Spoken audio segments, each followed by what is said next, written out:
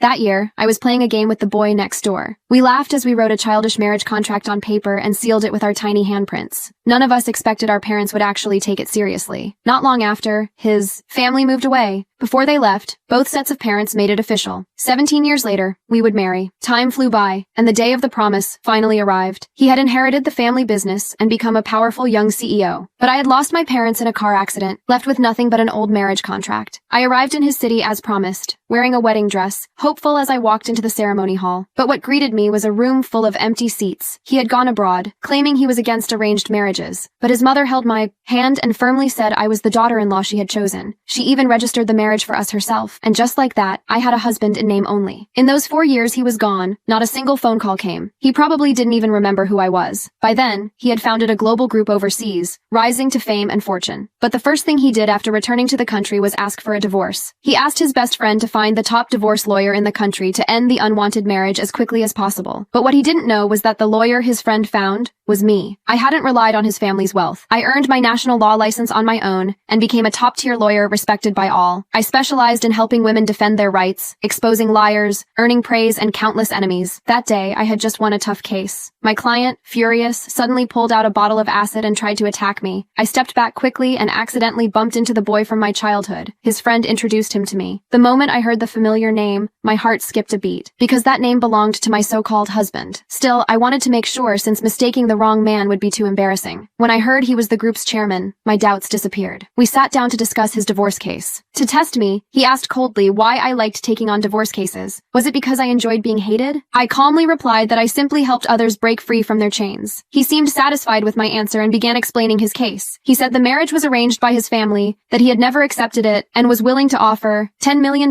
in compensation as long as he could be free. His friend reminded him that now he was worth billions and had to be cautious in case his wife demanded more. Before I could respond, I received a call from his mother. She excitedly told me that my husband had returned and asked me to come home immediately. I lost interest in the conversation and stood up to leave. He misunderstood, thinking I was unprofessional, so I calmly offered to recommend another lawyer and walked away. The sudden change caught him off guard. His friend teased that maybe he was falling for me. Embarrassed, he forced himself to stay calm. Then his friend added that if he wanted a divorce, he'd need to get my information as soon as possible, or it would complicate things later. So he went home to ask his mother, but when he arrived, his mother had already prepared a grand dinner. As the atmosphere warmed, she suddenly grew serious and told him to hold a wedding ceremony to give me a proper title. He refused flatly, insisting on the divorce. She sighed and gave him a 1-month deadline. If he still wanted a divorce after that, she wouldn't stop him. He agreed on the surface, but deep down, he was already planning how to end everything within a month. Just then, the doorbell rang. His mother